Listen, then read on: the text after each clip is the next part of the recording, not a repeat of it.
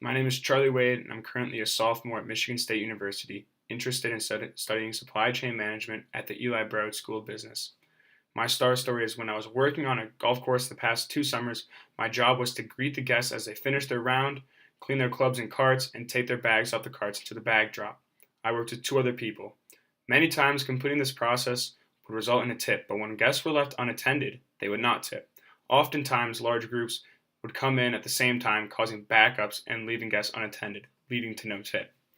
In order to maximize efficiency and tips, I designed a process with my two other coworkers at the time. There were three parts to dealing with the guests at the end of their round: cleaning their clubs, which was where the tips were made, restocking the carts, whether it was new tees or scorecards, and cleaning or parking the carts.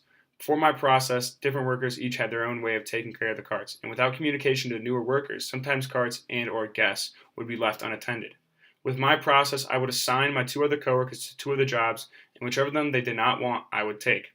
I was able to do this process without complaint due to my strength of adaptability/flexibility.